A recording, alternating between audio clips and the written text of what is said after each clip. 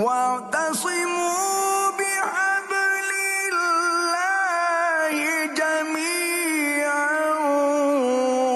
ولا تفرقوا.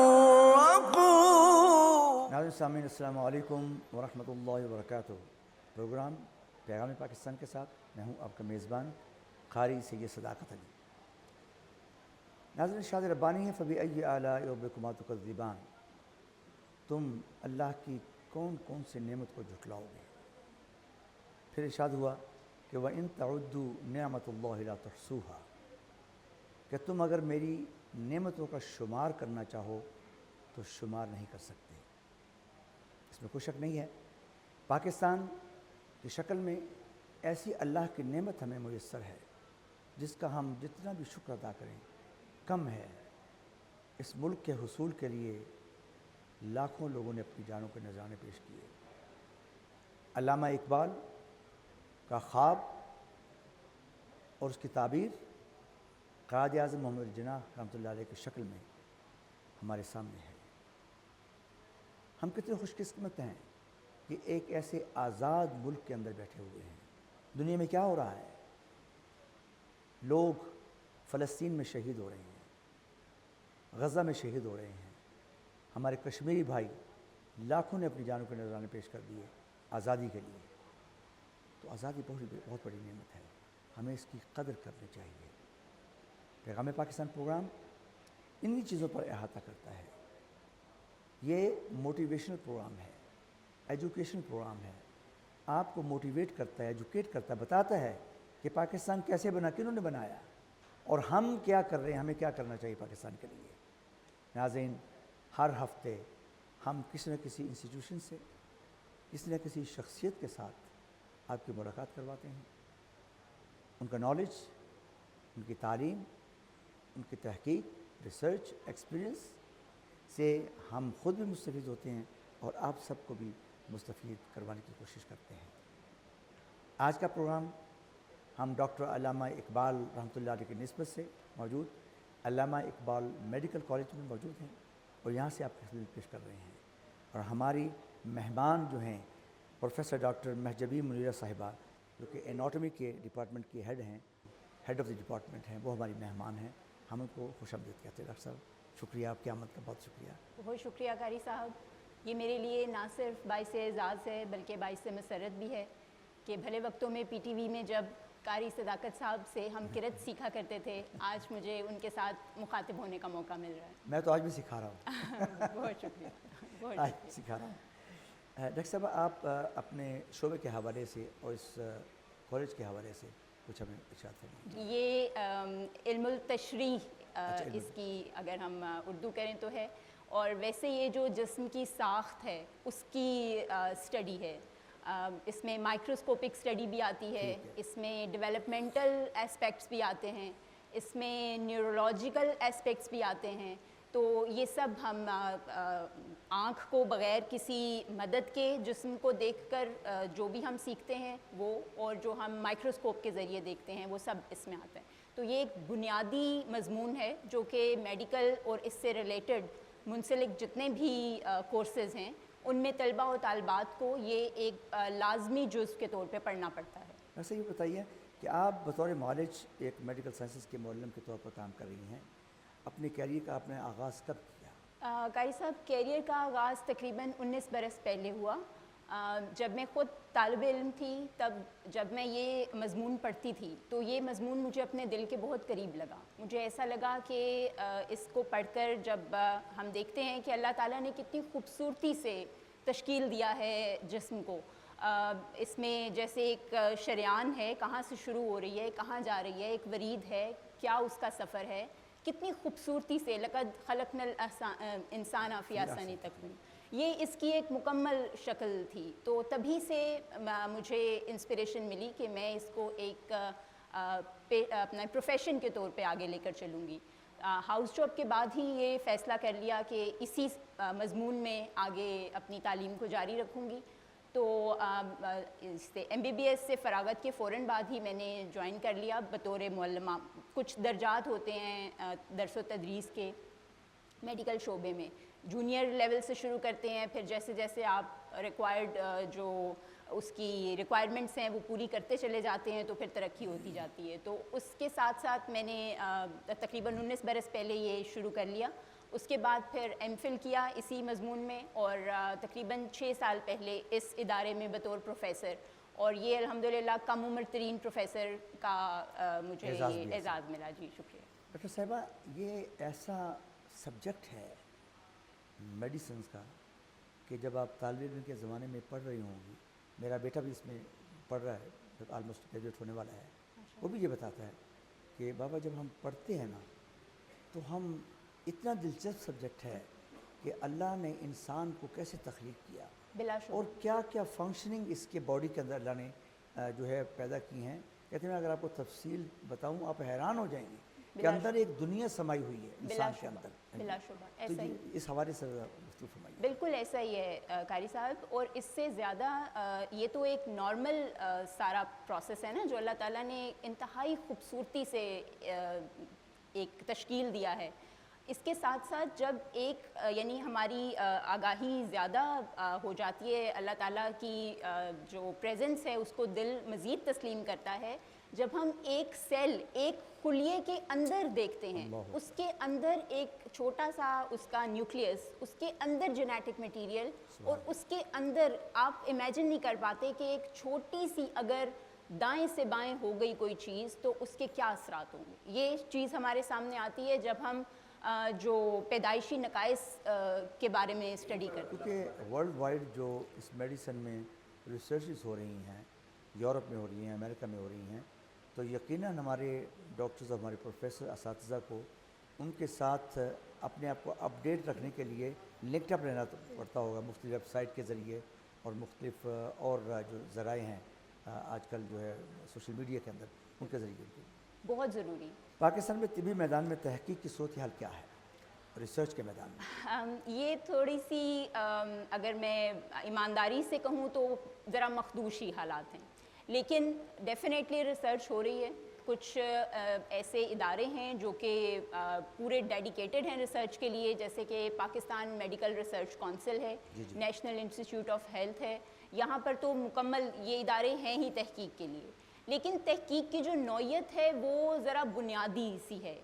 دنیا بہت آگے جا چکی ہے. اور بھی یونیورسٹیز ہیں جیسے کہ کنگ ایڈورڈ میڈیکل یونیورسٹی ہے, یونیورسٹی آف ہیلتھ سائنسز ہے, آغا خان ہے, ڈاؤ ہے, ان سب میں تحقیق تو ہو رہی ہے, اس میں کوئی شک نہیں ہے. ایون یہاں بھی ہمارے جو پوسٹ گریجویٹ اسٹوڈنٹس ہیں ان کے لیے آپ سمجھتے ہیں کہ یہ ناکافی ہے؟ جی بالکل, یہ بہت بنیادی نوعیت کی ہے قاری صاحب, اور اس میں ہمیں اس کی بنیادی وجہ دو چیزیں اس میں عوامل کار فرما ہیں.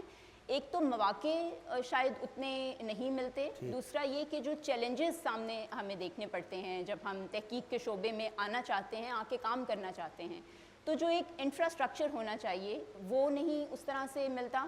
جو پالیسی ایک چلتی ہے, جیسے ایک کورس ہے, میں ایک مثال دیتی ہوں, جیسے پی ایچ ڈی ہے, اس کے کورس کا دورانیہ ہے 3 سال. اب 3 سال آپ کو صرف اپنی ریسرچ سے متعلق سامان اکٹھا کرنے میں ہی لگ جاتے ہیں, تو وقت تو گزر گیا سارا. تو یہ جو پالیسی کے کچھ مسائل ہیں, کچھ انفراسٹرکچر کے مسائل ہیں, کچھ فنڈنگ کے مسائل ہیں, وسائل کی کمی, یہ چیزیں چیلنجز ایسے ہیں جو ہمیں شاید آگے بڑھنے سے ہمارے قدم روک دیتے ہیں. ڈاکٹر صاحب یہ بتائیے کہ کوئی ایسے ایکسچینج پروگرامز بھی ہیں, مطلب ہمارے ڈاکٹرز جو ہیں وہ یورپ میں جائیں یا امریکہ میں جائیں اور ان کے ڈاکٹرز یہاں پر آ کر ورک شاپ کریں, اس قسم کا کبھی کوئی سیٹ اپ ہے یہاں؟ جی بالکل ہے. ابھی کچھ دنوں پہلے ہی کراچی میں ایک کانفرنس منعقد ہوئی تھی انیٹمی کے ہی حوالے سے, جس کے اندر بین الاقوامی جو محققین تھے ان کو کراچی میں بلایا گیا تھا. رتفاؤ میڈیکل کالج ہے, وہاں پر اس کا انعقاد ہوا تھا, اور انہوں نے اپنی جو ٹیکنالوجیکل ایڈوانسمنٹس ہیں ان سے ہمیں متعارف کرایا تھا, اور ہمارے جو اعلیٰ درجے کے محققین تھے انہوں نے اپنی جو نالج ہے اس سے ان کے ساتھ ایک شیئرنگ کی تھی. تو یہ تو بالکل ہوتا ہے. اس کے علاوہ جو یونیورسٹیز کے ہوتے ہیں کولیبریشن بین الاقوامی یونیورسٹیز کے ساتھ, اس کے ذریعے بھی یونیورسٹی آف ہیلتھ سائنسز میں ہیں کچھ اسٹوڈنٹس جن کی پی ایچ ڈی کا آدھا کام یہاں اور آدھا باہر ہو کر وہ مکمل ہوتا ہے. تو اس کے مواقع ڈیفینیٹلی زیادہ ہونے چاہیے, کیونکہ یہ ایک طریقہ ہے جس سے ہم ریسرچ کے فیلڈ میں آگے بڑھ سکتے ہیں. ڈاکٹر صاحب آخر میں چاہوں گا کہ آپ ایک بریف میسج ہماری قوم کے لیے, ہماری یوتھ کے لیے پیرنٹس کے لیے، بچوں کے لیے صحت کے حوالے سے؟ اس کے لیے یوتھ کے لیے تو سر میرا دل بڑا دکھی ہو جاتا ہے جب میں نام دیکھتی ہوں، پیچھے مڑ کے ابن رازی کا نظر آتا ہے، الزہروی کا نظر آتا ہے، ابو علی سینا کا نظر آتا ہے. یہ ایسے نام ہیں جن کی اس وقت کی تحقیق سے ابھی تک جو ویسٹ کی دنیا ہے وہ فائدہ حاصل کر رہی ہے. تو میرا بڑا ایک مجھے دکھ کا احساس ہوتا ہے کہ کس طرح ہوا کند تیرا نشتر تحقیق، ہوتے نہیں کیوں تجھ سے ستاروں کے جگر چاک. تو یہ ہمارے لیے جو سہل پسندی ہے، تھوڑی جو ہم نے آلات کے ساتھ اپنی بہت زیادہ وقت گزارنا شروع کر دیا ہے اور فطرت سے دور ہوتے جا رہے ہیں، تحقیق سے دور ہوتے جا رہے ہیں.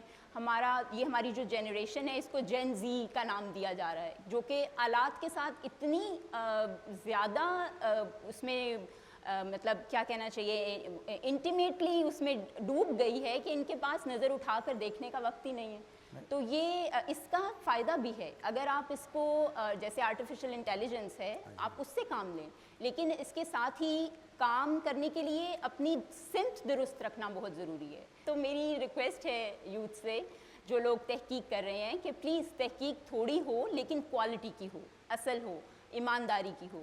تو یہ بہت ضروری ہے. آپ لوگ سہل پسندی سے جاگیں، اپنے جو اخلاقی اقدار ہیں ان کو ضرور ساتھ رکھیں اور اپنے فیلڈ میں چھوٹا ہی صحیح لیکن کوئی ایسا کام کریں جو آپ کے بعد بھی آپ کا نام زندہ رکھنے کا باعث بنے. میں سمجھتا ہوں کہ اس وقت جو ہے یہ بڑا چیلنجنگ دور ہے. بالکل. پوری دنیا جو ہے وہ ایڈوانسمنٹ کی طرف آگے جا رہی ہے.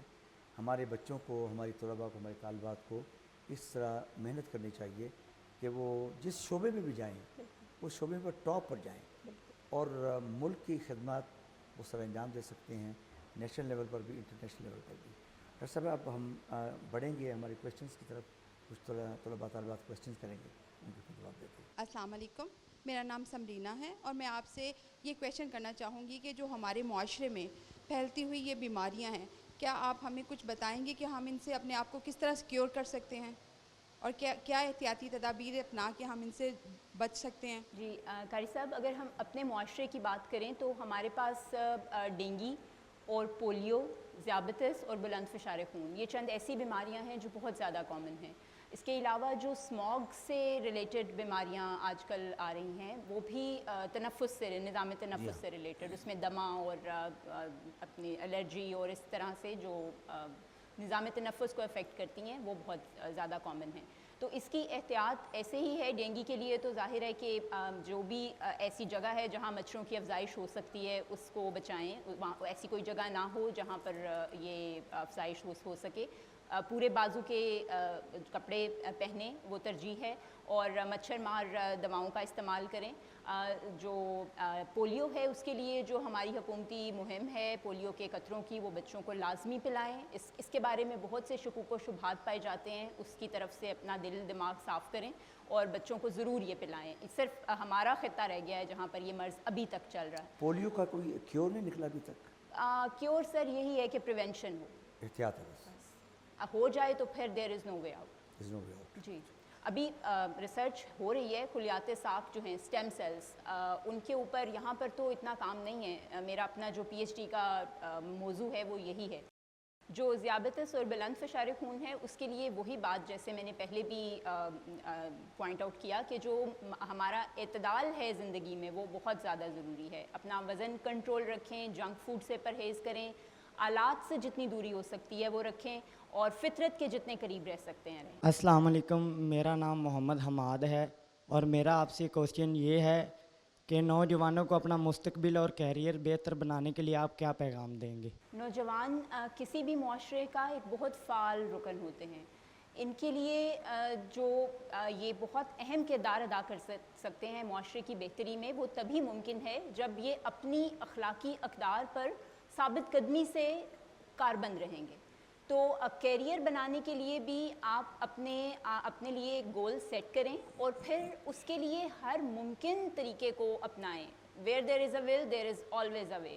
تو اس کے لیے جو آپ کی ایک ڈیجیٹل سٹیزن ہونے کی وجہ سے ہر طرف سے قطع تعلقی اختیار ہوئی ہے، یا ایک ڈپریشن کا قاری صاحب ایک ایلیمنٹ بہت نظر آتا ہے آج کل کے اسٹوڈنٹس کے اندر، سوسائڈل ٹینڈنسی اور جو ایک افسردگی کا ایلیمنٹ ہے وہ بہت زیادہ ہے۔ تو میرا آپ کے لیے پیغام یہی ہے کہ دل مردہ دل نہیں ہے، اسے زندہ کر دوبارہ، کہ یہی ہے امتوں کے مرض کہن کا چارہ۔